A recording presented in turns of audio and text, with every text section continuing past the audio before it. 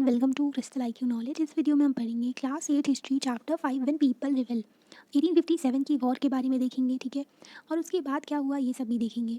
यहाँ पर देखो स्पॉय म्यूटिनी हुई थी, सिपाही थे, ठीक है। सिपाही को वो लोग स्पॉय कहते थे जो अंग्रेज थे, ठीक है। तो यहाँ पर स्पॉयज एंड पीसेंट जो थे फोर्सेस के साथ में आए थे, रिवॉल्ट कर रहे थे, विद्रोह कर रहे थे अंग्रेज़ों का नॉर्थ इंडिया में, ठीक है। नॉर्थ में ज़्यादा स्प्रेड हुआ था ये। Policies and the people, government की कैसी पॉलिसीज़ थी जो ब्रिटिश गवर्नमेंट थी, और लोगों पे उसका क्या इफेक्ट रहा था, ठीक है। लोगों के ऊपर उस पर जो क्या असर पड़ रहा था। तो इन द प्रीवियस चैप्टर हमने देखी कई सारी पॉलिसीज़ जो ईस्ट इंडिया कंपनी की थी एंड उनके इफेक्ट कैसे डिफरेंट पीपल के ऊपर हमने देखे थे। जैसे कि किंग्स और क्वींस के ऊपर भी देखा था, सब्सिडरी अलायंस है ना, और क्या था सब्सिडरी अलायंस, और जो डॉक्ट्रिन ऑफ लैप्स था, है ना। और फिर क्या था, और जो पीसेंट जैसे कि किंग्स के ऊपर, क्वींस के ऊपर ये सारी पॉलिसीज इंपोज कर दी थी, उनका राज्य हड़प लिया था। पीसेंट जो थे लैंडलॉर्ड्स थे, ट्राइबल पीपल पीसेंट्स के ऊपर बहुत ज़्यादा टैक्स लगाते थे, है ना। इंडिगो जो कल्टिवेशन करवाते थे और सारा अनाज ले जाते थे, है ना। बहुत ज़्यादा वो लोग ना मिजरी जो बहुत ज़्यादा प्रॉब्लम फेस कर रहे थे। फिर उसके बाद में जो ट्राइबल्स थे उनका भी देखा था कि ट्राइबल्स जो दीकूस कहते थे बाहर वाले लोगों को, है ना, रिवॉल्ट देखा था। वो लोग भी विद्रोह कर रहे थे, वो लोग भी इनसे परेशान हो गए थे। उन लोगों को जंगल में नहीं जाने देते थे, शिफ्टिंग कल्टिवेशन भी नहीं करने दे रहे थे, है ना। उनके ऊपर भी पूरा कंट्रोल करने की कोशिश कर रहे थे ब्रिटिशर्स, ताकि बहुत ज़्यादा लूट सकें। बस उनका ये गेम था ब्रिटिशर्स का कि लूट लो जितना मिल जाए, है ना। सोल्जर्स थे वो भी परेशान हो गए थे क्योंकि उनको जो ना जैसे कि कम सैलरी, और ब्रिटिशर्स कोई भी डिस्क्रिमिनेशन नहीं करते थे। मतलब सभी लोग जितने भी इंडिया के हैं उनके लिए इन्फीरियर ही थे, ठीक है, सबऑर्डिनेट ही थे, उनसे कम थे, मतलब कि, है ना। तो यहाँ पर तो सोल्जर्स को लग रहा था कि उनको पे स्केल पे अच्छा नहीं मिल रहा, उनकी फैमिलीज़ के साथ गलत हो रहा है जो कि गाँव में है ना। तो जो पीजेंट वगैरह हैं तो उनमें तो ये सारी चीज़ें हमने देखी थी प्रीवियस चैप्टर्स में। How people resist policy, people जो थे इनकी पॉलिसीज़ को मतलब अफेक्ट हो रहे थे, तो वो लोग तो बोलेंगे तो बहुत ही गंदी पॉलिसीज़ है ना। तो लोग इनका विद्रोह कर रहे थे। An action that harms their interest और गो अगेंस्ट देयर सेंटिमेंट्स। तो ब्रिटिशर्स के एक्शन ऐसे थे क्योंकि उनके ना इंटरेस्ट को भी हार्म कर रहे थे और उनके सेंटिमेंट जो थे, उनकी भावनाएं थी, उनसे भी खेल रहे थे, है ना। अभी यहाँ पर देखते हैं नवाब लूज देयर पावर। अब नवाब थे उनकी भी पावर छिन गई थी, ठीक है, उनकी भी पावर नहीं बची थी। Since the mid 18th century nawabs and rajas had seen their power eroded. The mid 18th century में उन्होंने देखा, मिड 18 मतलब कि 1750 के बाद, है ना। तो वो था, तो उसमें क्या देखा, नवाब जो थे और राजा थे इनकी भी पावर ख़त्म हो गई। अब इनको तो मज़ा आ रहा था रूल करने में, तो इनको पावर चाहिए इनकी वापस, है ना। तो ये लोग भी गुस्सा होने लगे। दे हैड ग्रेजुअली लॉस्ट, तो इनकी ना ऑटोनॉमी चली गई, मतलब जो अपना खुद से रूल किया करते थे ना, अब वो भी नहीं कर सकते। एंड जो उनकी इज्जत थी, मतलब ब्रिटिशर्स उनके ऊपर आके बैठ गए। Resident had been sanctioned station in many coach. मतलब कि क्या होता था कि जैसे कोई दरबार लगा है, नवाब का दरबार लगा है, राजा का दरबार लगा है, तो वहाँ पे वो लोग डिसीजंस वगैरह ले रहे हैं, पर वहाँ पे एक आदमी बैठा रहेगा, ठीक है। वो किसका रहेगा, ब्रिटिशर्स का था वो, है ना। तो ब्रिटिशर का आदमी बैठा रहेगा वहाँ पर, और वो पूरा इंटरफेयर करेगा उनके मैटर्स में। तो जितने भी कोच थे उसमें रेसिडेंट बैठा हुआ था जो कि ब्रिटिश का आदमी था, है ना। And freedom of the rulers were reduce. अब फ्रीडम जो उनकी आज़ादी थी रूलर्स की, अपने हिसाब से रूल किया करते थे, वो भी रिड्यूस हो गया इनका। Their armed forces disband. Subsidiary alliance देखा था जिसने उनकी फोर्सेस भी खत्म कर दी।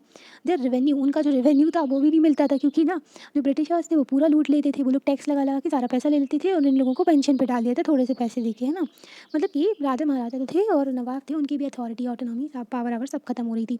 टेरिटरीज जो थी उनकी धीरे धीरे करके हड़प ली थी ब्रिटिशर्स ने। हमने मैप में भी देखा था पहले चैप्टर जो थे उनसे पहले, जो इससे पहले चैप्टर्स में। Many ruling families try to negotiate. कई सारी रूलिंग फैमिलीज थी, उन्होंने ठीक है चलो बातचीत से निकाल लेते हैं सोल्यूशन, ठीक है। ब्रिटिशर्स से बात करने की कोशिश की विद द कंपनी, ताकि उनका इंटरेस्ट वो अपना इंटरेस्ट प्रोटेक्ट कर सकें।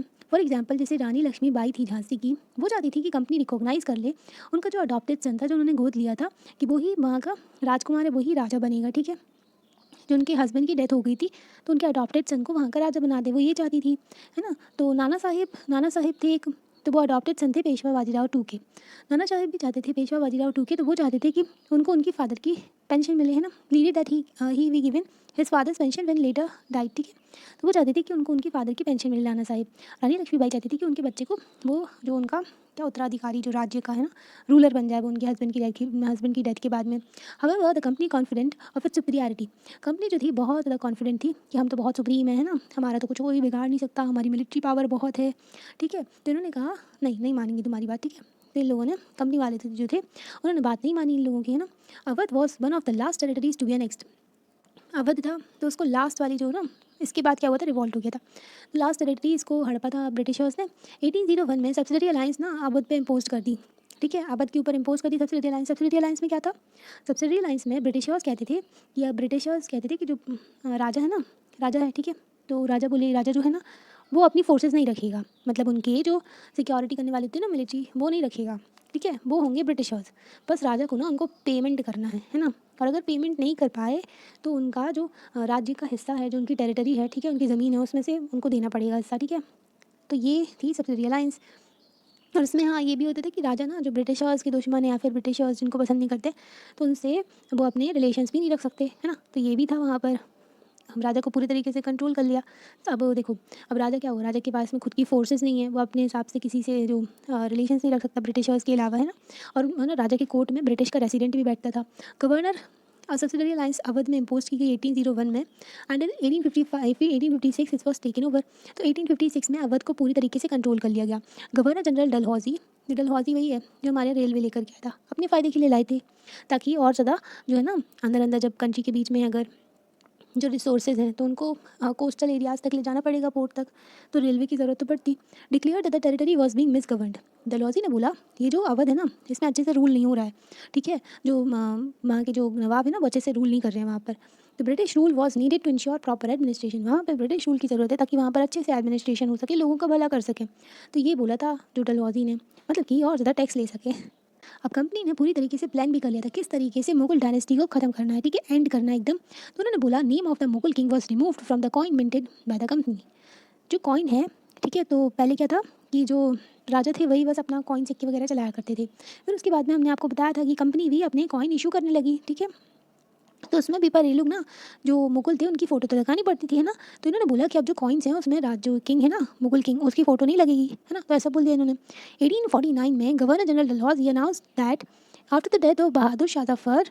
तो 1849 में क्या हुआ कि इन्होंने बोला कि गवर्नर जनरल डलहौजी जो था, तो उसने बोला कि बहादुर शाह जफर की डेथ के बाद में जो family of the king will be shifted out of the right fort, red fort से उनको बाहर निकाल देंगे, ठीक है। लाल किला जो है ना अथॉरिटी की निशानी माना जाता है कि भारत पे जो राज करता है वो लाल किले पे रहा है, ठीक है। तो इस चक्कर में ना ब्रिटिशर्स को भी लगने लगा रही रहना पड़ेगा वहाँ पर, मतलब कि उस पर कंट्रोल करना पड़ेगा, है ना, क्योंकि लोगों को लगता था कि मुगल जो है वो उनके अभी भी रूलर हैं, तो उनकी जो माइंड से वो हटाने के लिए भी, तो उन्होंने बोला बहादुर शाह जफर जो है ना रेड फोर्ट से उनको निकाल दो, उनकी जो फैमिली उनको रेड फोर्ट से निकाल देंगे, और डेथ के बाद में बहादुर शाह जफर की अनगिवन और कोई और जगह दे देंगे उनको दिल्ली में रहने के लिए। इन 1856 गवर्नर जनरल कैनिंग आए, ठीक है। कैनिंग जो था ना, तो उसने क्या किया, decided that Bahadur Shah Zafar will be the last Mughal king. उन्होंने बोला बहादुर शाह जफर है ना वही है लास्ट वाला मुगल किंग, इसके बाद में कोई उनके बच्चे बच्चे जो है रूलर नहीं बनेंगे, ठीक है। उनकी डेथ के बाद में कोई भी उनके जो बच्चे हैं या फिर कोई भी है तो वो रूलर नहीं होगा जो मुगल का, ठीक है। उनको सिर्फ जो प्रिंसेस बोलेंगे, है ना, प्रिंसेस मतलब कि राजकुमार है, वो राजा नहीं है। द पीसेंट्स एंड सिपॉइज, अभी हमने क्या क्या देख लिया, हमने देखा नवाब्स की पावर जैसे एरोड हो गई थी, ठीक है। अभी हम देखते हैं पीजेंट एंड सिपॉय के बारे में देखते हैं। पीजेंट और सिपॉय क्या प्रॉब्लम फेस कर रहे थे, हमने वैसे आपको ओवरव्यू दे दिया है पहले के चैप्टर्स का। इन द कंट्री साइड, तो गाँव में जो पीजेंट रहते थे, किसान रहते थे, और ज़मींदार रहा करते थे, जो भी ज़मींदार भी बहुत ज़्यादा परेशान करते थे लोगों को, पर ब्रिटिशर्स और ज़्यादा करने लगे थे। तो ये लोग ना गुस्सा हो गए थे, नाराज़ हो गए थे, हाई टैक्सेस जो उनके ऊपर लगाए जाते थे, और जो ना बहुत ज़्यादा रेवेन्यू लिया जाता था उनसे, ठीक है। तो मतलब देना ही देना पड़ेगा, चाहे फसल ख़राब हो जाए तो भी रेवेन्यू देना ही पड़ेगा, है ना। तो ये ना बहुत ज़्यादा टैक्स लगाए जाते थे, तो लोग ना परेशान हो गए थे। ब्रिटिशर्स को क्या था, उनको तो प्रॉफिट चाहिए, लूटो जितना लूट सके। मैनी फेल्ड टू पे बैक देयर लोन्स, अब बहुत सारे लोग जो थे वो लोग ना लोन को पे बैक नहीं कर पाते थे। अब लोन दे के मनी लेंडर से ये लोग क्या करते थे कि पैसा उधार लेते थे और फिर टैक्स पे कर देते थे।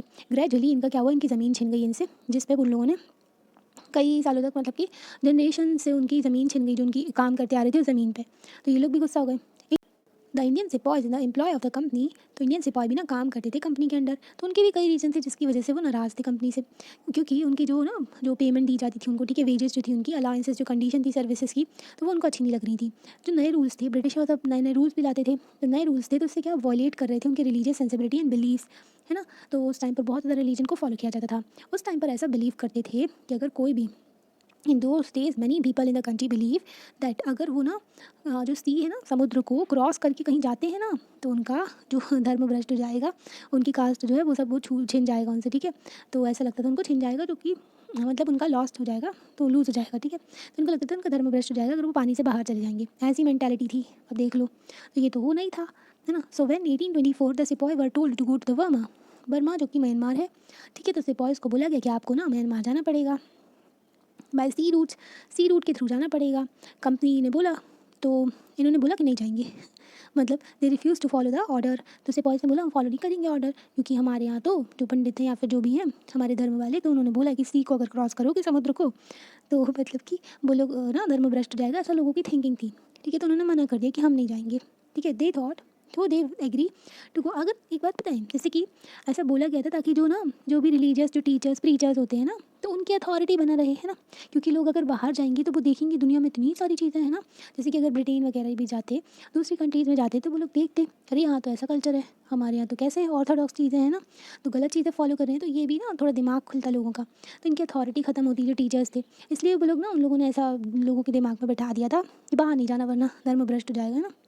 फिर उसके बाद में क्या हुआ, तो उन्होंने मना कर दिया कि हम नहीं जाएंगे, है ना, सी रूट से फॉलो नहीं किया उन्होंने ऑर्डर।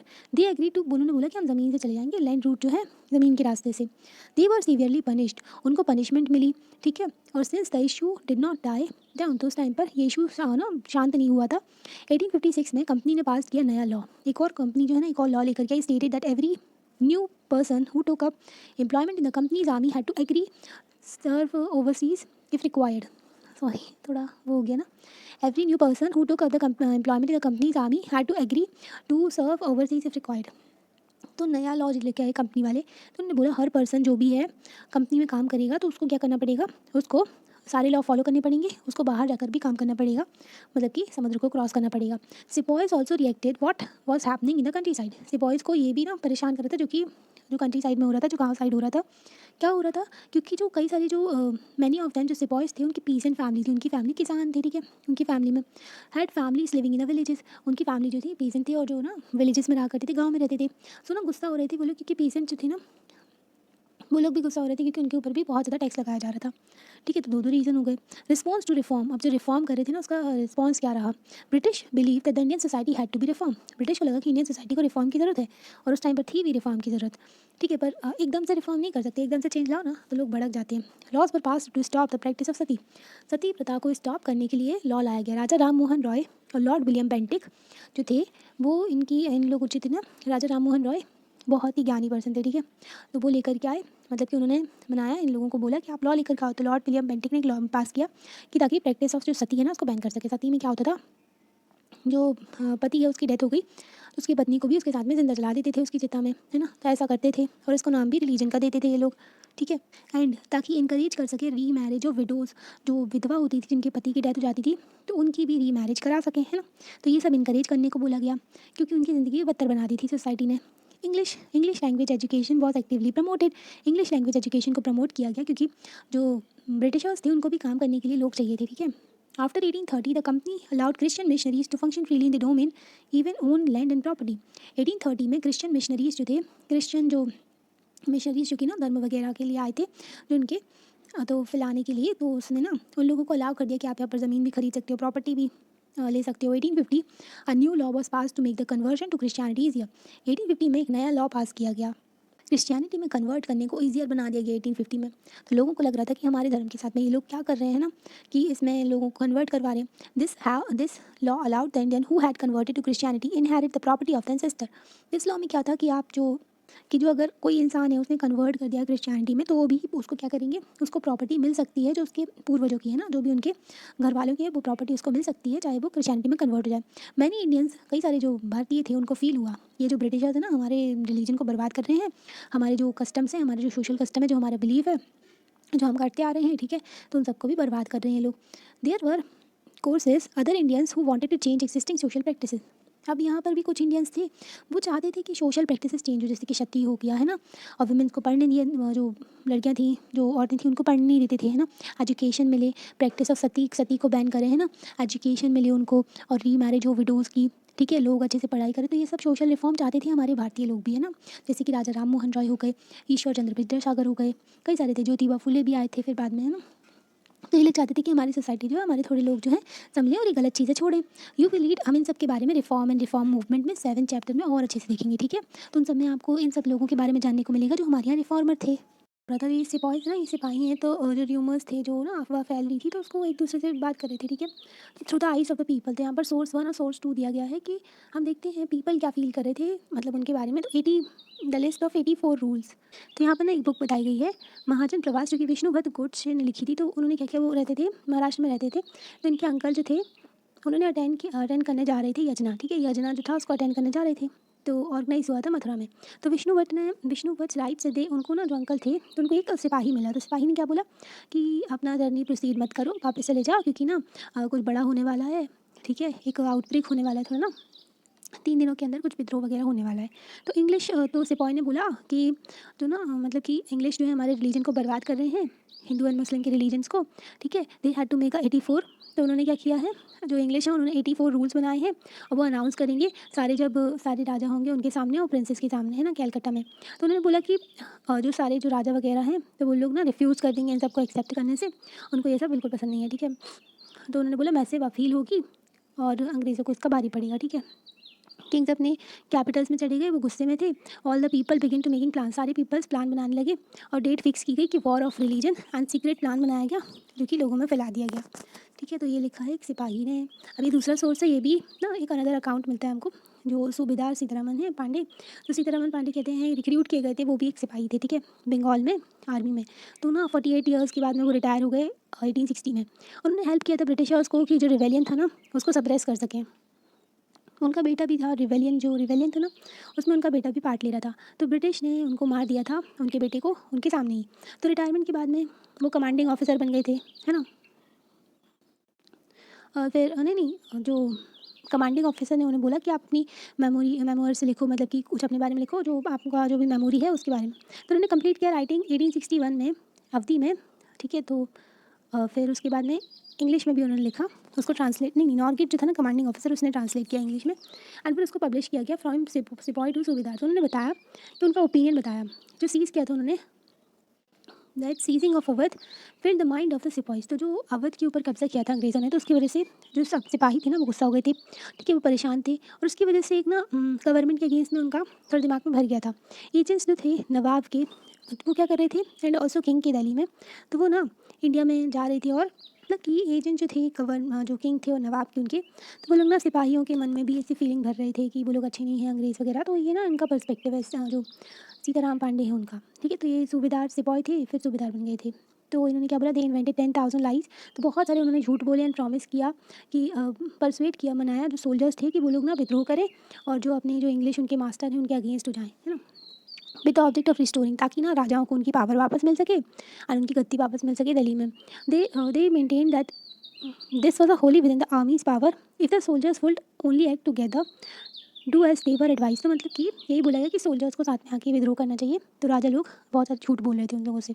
अब ये सोर्स 2 है। तो सरकार सेंड प्रैक्टिस अभी ना it chance that about the time the sarkar send parties of men from each regiment to different garrison for instruction in the use of new rifles. अब ना नई राइफल्स आई थी, उनको यूज़ करना था, जो बंदूक होती है ना उनको। These man perform the new drill. तो मतलब कि इन्होंने परफॉर्म करके बताया कि कैसे इसको ओपन करना है, कैसे यूज़ करना है, ठीक है। तो ना हम लोगों को लगा कि कार्ट्रिजेस है ना, कार्ट्रिजेस उसमें न्यू राइफल्स जो हैं उनमें ना काऊ का फैट लगा हुआ है, पिग का फैट लगा हुआ है, ठीक है। जो उनको ऐसा लगा लोगों को, तो the man from our regiment rode to other in the regiment. मतलब कि एक दूसरे को ये लोग खबर फैलाने लगी कि ऐसा ऐसा है कि काऊ का फैट लगा हुआ है, जो कार्ट्रिजेस हैं, जो हथियार है ना उसमें एक ढक्कन सा था ऐसी बंदूक में, तो उसको निकालना पड़ता था, तो उसमें लगा हुआ है काऊ का फैट और पिग का, है ना। तो ऐसी अफवाह फैल गई थी, तो लोग ना हर जगह फैल गई थी अफवाह। सब मैन तो कुछ लोगों को लग रहा था कि ये जो ब्रिटिशर्स है ना हमारे इंसल्ट कर रहे हैं हमारे रिलीजन की, है ना। तो ऐसे ना लोग गुस्सा हो रहे थे, ठीक है, क्योंकि ना जो इंग्लिश थे उन्होंने इंट्रोड्यूस भी किया था क्रिश्चियन, तो उनको लग रहा था कि सबको क्रिश्चियन बनाना चाहते हैं ये लोग, ठीक है, इसलिए हमारे साथ जो धोखा कर रहे हैं। तो ऐसा ना फीलिंग फैल गई थी, जो कि सारे जितने भी सिपाहीज थे उनके मन में, ठीक है, क्योंकि हिंदू मुस्लिम सब थे तो उनके मन में ये फैल गया था। तो कर्नल साहिब का ऐसा ओपिनियन था कि दैट एक्साइटमेंट विच इवन, मतलब कि जो एक्साइटमेंट चल रही है ना वो धीरे धीरे शांत पड़ जाएगी, है ना। तो ये छोटा सा सोर्स दिए हुए हैं, हमने आपको जल्दी जल्दी बता दिया, ठीक है। अब mutiny become a popular rebellion. तो एक म्यूटनी थी, थोड़ा सा शुरू हुआ था विद्रोह, थोड़ा सा ना अपोज किया गया था, तो भी एक पॉपुलर रिवेलियन बन गया था। Through the struggles between the rulers and the ruled were are not unusual. Sometimes such struggle become quite widespread as a popular resistance so that the power of the state break downs. तो जो struggle चल रहे थे rulers और ruled के बीच में, मतलब कि रूलर्स हो गए राजा और जो रूल्ड हैं जो पीपल हो गए, ठीक है। तो इनके ऊपर रूल किया जाता था, तो वो ऐसा ना मतलब विद्रोह वगैरह ऐसे छोटा मोटा अपोजिशन जो होता था अनयूजुअल था, ऐसा होता नहीं था हमेशा, है ना। और जब होता था तो ये बहुत ज़्यादा फैल जाता था, पॉपुलर रेजिस्टेंस बन जाता था, और जो स्टेट की पावर है ना, जैसे कि गवर्नमेंट है, उसको हटा देता था, मतलब कि रूलर्स के खिलाफ हो जाते थे सब। A very large number of people begin to believe that they have a common enemy. तो बहुत सारे लोगों को लगने लगा कि जो ब्रिटिशर्स है ना वही हमारे कॉमन एनिमी है, ठीक है, कॉमन जो उनका दुश्मन है। And rise up against the enemy, और उन सबको साथ में आना पड़ेगा इनके लिए, इनके अगेंस्ट में एक ही टाइम पर। For such a situation to develop people have to organise, communicate, take initiative, display the confidence to turn situation around. तो लोगों को साथ में आना पड़ेगा ना, बातचीत करनी पड़ेगी, इनिशिएटिव लेना पड़ेगा कि किस तरीके से वो आगे चल सकते हैं ना, और सिचुएशन को बदल सकते हैं। म्यूटनी क्या होता है? Mutiny when soldiers as a group disobey their officers in the army. Mutiny होता है कि सोल्जर्स हैं ग्रुप में, ठीक है, तो वो अपने ऑफिसर का बात ही नहीं मान रहे हैं, ठीक है, तो उन्होंने उनके ऑर्डर्स ही नहीं मानी। तब क्या हुआ था? Such a situation develop in the northern parts of India. तो ना नॉर्थ पार्ट्स ऑफ इंडिया में हुई थी, क्योंकि ना जो साउथ पार्ट था तो उसमें वेलोर म्यूटनी हुई थी, तो उस टाइम पर अंग्रेज़ों ने बहुत सारे सिपाहियों को मारा था, है ना, और साउथ में फ्रेंच भी रूल कर रहे थे, ठीक है, पौंडीचेरी वगैरह में। तो ये जो ज़्यादातर थी ना म्यूटनी, जो रिवेलियन था, ये नॉर्थन पार्ट में देखने को मिला था। आफ्टर 100 ईयर्स, 100 साल के बाद में ऑफ कॉन्क्वेस्ट, जो जीत चुके थे अंग्रेज, 100 साल हो गए थे ना उनको, 1757 में जो बैटल ऑफ प्लासी हुई थी, ठीक है। तो अब 1857 आ गया था, तो ना इंग्लिश ईस्ट इंडिया कंपनी जो थी उनको ना मैसिव रिवेलियन फेस करना पड़ा, ठीक है, 1857 मई में जो शुरू हुआ था। And threaten the company is very presence in India. इसने ना जो खतरे में डाल दिया जो कंपनी की प्रेजेंस है ना इंडिया में, क्योंकि बहुत सारे लोग विद्रोह करने आ गए थे, इन लोग के अगेंस्ट हो गए थे कंपनी के। Sepoys mutinied in several places. तो सिपॉयज जो थे उन्होंने ऑफिसर्स की बात नहीं मानी और उनके अगेंस्ट चले गए कई सारे प्लेसेस में शुरू में। फ्रॉम मेरठ से वो large number of people from different section of society rose up rebellion. तो मेरठ में भी बहुत सारे पीपल जो थे उन्होंने विद्रोह कर दिया। Some regard it as the biggest arm resistance to colonialism. कुछ लोग कहते हैं कि सबसे बड़ा ये आर्म्ड रेजिस्टेंस था जो कॉलोनियलिज्म के अगेंस्ट में इन द 19th सेंचुरी, जो कि पूरे वर्ल्ड में है ना, मतलब कि बहुत ही बड़ा विद्रोह था ये। Battle in the Calvary lines. ये देखो घुड़सवारों की जो लड़ाई हो रही है, ये देखने को मिला, ये फोटो बनाई गई है, ठीक है। Evening 3 July 3000 rebels come from Bareilly से आए और जमुना को क्रॉस करके दिल्ली में एंटर हो गए, एंड अटैक कर दिया ब्रिटिश के ऊपर। The battle continue all through the night. तो पूरी जो नाइट, जो पूरी रात में लड़ते रहे लोग, ठीक। फ्रॉम मेरठ टू दिल्ली देखते हैं। 8 अप्रैल 1857 में एक यंग सोल्जर थे जिनका नाम था मंगल पांडे। इन पे मूवी बनी है ना, मूवी देखी होगी शायद आपने। तो उनको डेथ मतलब सेंटेंस दे दिया गया था उनको, जो क्योंकि ना उन्होंने अपने ऑफिसर जो थे उसके ऊपर अटैक किया था बराकपुर में। सम डेज लेटर सम सिपॉयज जो थे सिपाही कुछ रेजिमेंट मेरठ के, उन्होंने मना कर दिया कि हम आर्मी ड्रिल नहीं करेंगे न्यू कार्टेजेस को यूज़ करके, है ना। आर्मी ड्रिल की एक बार ना यूज़ करके देख लेते हैं कैसे करना है ना, एक बार ट्रेनिंग कर लेते हैं, तो वही होता है। तो न्यू कार्टेजेस को हम यूज़ नहीं करेंगे, लोगों ने मना कर दिया, जिससे बॉयज़ थे उन्होंने। Which was suspected to be coated with the. तो लोगों को शक था ना कि उसमें फैट लगा हुआ है काऊ एंड पिग्स का, है ना। 85 सिपॉयज वर डिसमिस्ड। तो 85 सिपॉयज थे, उनको ना उनकी जॉब से निकाल दिया गया, सर्विस से। And sentence 10 years. तो उनको ना जेल दे दी गई 10 सालों की, क्योंकि उन्होंने अपने ऑफिसर्स का ऑर्डर नहीं माना था। दिस हैपेंड ऑन 9 मई 1857। तो मंगल पांडे की डेथ हुई 1857 में 8 अप्रैल को। फिर 9 मई में इतने सारे ऑफिसर्स को जेल दे दी गई, ठीक है, सज़ा दे दी गई जेल की। The response of the other Indian soldiers. तो अदर इंडियन सोल्जर्स थे, अब थोड़ा भाईचारा तो रहेगा ना। तो मेरठ में क्या हुआ कि एक्स्ट्राऑर्डिनरी रिस्पॉन्स था। और May 10 तो दूसरे ही दिन soldier march to the jail in Meerut. तो जेल में गए वो लोग, ठीक है, मेरठ में, और सारे जितने भी रिलीज़ कर दिए जितने भी लोगों को सज़ा मिली थी, है ना। They attack and kill British officers. तो उन्होंने अटैक कर दिया और ब्रिटिश ऑफिसर को मार दिया। They capture the guns and ammunition and set fires to the buildings and properties of the British. तो उन्होंने गन्स और जो गोला बारूद हथियार थे वो सब उठा लिए, ठीक है, और आग लगा दी बिल्डिंग में एंड प्रॉपर्टी जितनी भी थी ब्रिटिशर्स की, एंड उनको बोला और डिक्लेयर कर दी वॉर। जो फिरंगीज जो ब्रिटिशर्स होते हैं ना, फॉरेन बाहर के लोग, तो उनको फिरंगीज कहते हैं ना। तो टर्म एटीट्यूड ऑफ कंटेम्प्ट, मतलब उनके अगेंस्ट है ना, तो विद्रोह करना, ठीक है। तो फिरंगीज को फॉरेनर्स जो हो गया, ठीक है। तो डिक्लेयर कर दिया उन्होंने war on the firangis. The soldiers were determined to bring an end to their rule in the country. Soldiers ने सोच लिया था कि इनके रूल को ख़त्म करना है अब अपने देश में, है ना। But who will rule the land in state. तो इनके बाद कौन रूल करेगा, ये भी तो था ना, ठीक है। ब्रिटिशर्स को हटा दिया, फिर क्या होगा। Soldiers had an answer. Soldier ने सोचा कि मुगल एम्परर बहादुर शाह जफर जो है फिर से राजा बन जाएंगे, क्योंकि मुगल की अथॉरिटी पहले से ही थी, है ना। सिपॉइस थे, उन्होंने डिमांड किया कि हमको एम्परर से मिलना है, ठीक है, हमें मिलना है हम सबको। तो एम्परर जो एम्परर थे ना मुगल के, बहादुर शाह जफर, तो वो लोग चैलेंज नहीं करना चाहते थे। वो जो थे माइटी ब्रिटिश पावर को, वो जानते थे ब्रिटिश की बहुत पावर है। बट सोल्जर ने उनको मना लिया, जितने भी सोल्जर्स थे। दे forced their way into the play palace, तो वो लोग ना पैलेस गए, ठीक है, और फिर ना बहादुर शाह जफर को मना लिया, बोल दिया कि यही हमारे लीडर है, ठीक है। ये देखो पोस्टल स्टैम्प भी रिलीज़ किया गया था मंगल पांडे की याद में, है ना। द एजिंग एम्परर, तो एम्परर जो थे वो तो बहुत बूढ़े थे जो, ठीक है, तो उन्होंने एक्सेप्ट कर ली उनकी डिमांड, बोला ठीक है, लीडर बन गए वो। उन्होंने खत लिखे बाकी सारे ओल्ड चीफ्स जितने भी रूलर थे कंट्री में, सभी को बोला कि आगे आइए, organise a confederacy of Indian states to fight, मतलब कि सबको मनाने लगे। वो लेटर लिख दिया सबको कि सब लोग आओ फाइट करेंगे ब्रिटिश के against. This single step taken by Bahadur Shah Zafar, तो उसके ग्रेटर इम्प्लीकेशन थे। इसकी क्या जो निकल के आए थे कॉन्सिक्वेंसेस, मतलब कि क्या हुआ था इनके लेटर लिखने से। सभी लोग चाहते थे कि हम भी फिर से राजा बन जाए, है ना। तो ब्रिटिशर्स के अगेंस्ट सब लोग आ गए थे। Mughal dynasty had ruled over a very large part of the country, Mughal dynasty ने बहुत बड़ी पार्ट पे रूल किया था कंट्री के।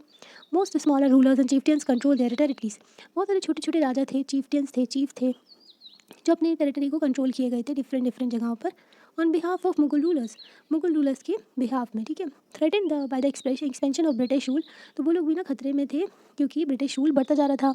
Many of them felt that if the Mughal emperor could rule again, तो उन लोगों को लग रहा था कि अगर मुगल एम्परर फिर से राजा बन जाते हैं, फिर से हमारे देश पर राज करते हैं, तो they too will be able to rule their own territories, तो वो उन लोग जो है ना छोटे मोटे राजा वगैरह, तो उन लोगों को भी अपना जो राज करने मिलेगा अंडर द मुगल अथॉरिटी, ठीक है।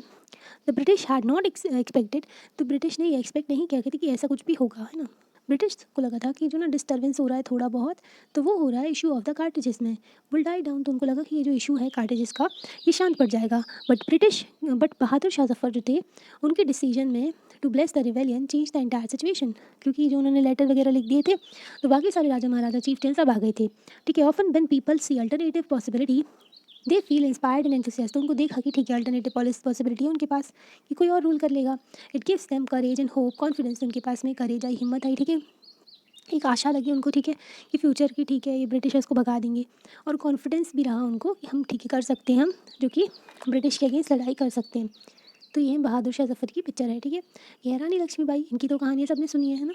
द रिवेलियन स्प्रेड, अब रिवेलियन स्प्रेड हो गया after the British were rooted from Delhi, तो ब्रिटिश को ना दिल्ली से भगा दिया, मतलब कि मार दिया था ना, और वहाँ पर जो सिपाहीज थे उन्होंने भी रिवेल कर दिया था। There was no uprising for almost a week, तो वहाँ पर ना कोई भी फिर जो लड़ाई झगड़ा कुछ भी नहीं हुआ एक हफ्ते तक, हाँ।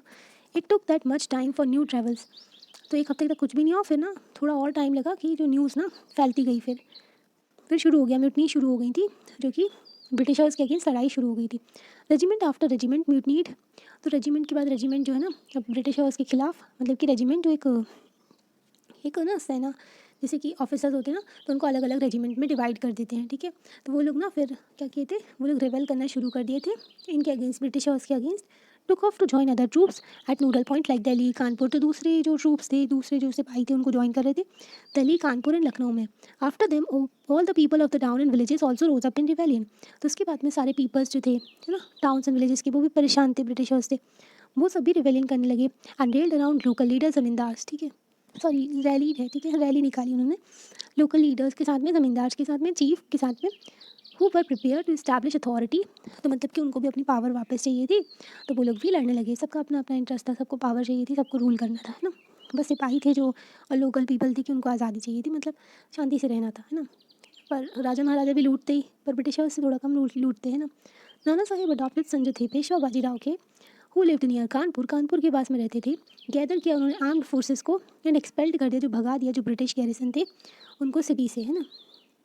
यहाँ पे ना म्यूटनी स्प्रेड हो रही है, देखो पिक्चर है, ठीक है। तो उनको भगा दिया उन्होंने, ब्रिटिश जो गैरिसन है उनको, ब्रिटिश गैरिसन को भगा दिया सिटी से।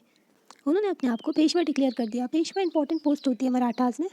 ही declare that he was a governor under the emperor Bahadur Shah Zafar, ने बोल दिया अपने आप को कि मैं ना गवर्नर हूँ बहादुर शाह जफर के अंदर। तो ये लोग ना सब अपने अपने आप को बना रहे थे क्योंकि इनको रूल करना था, है ना।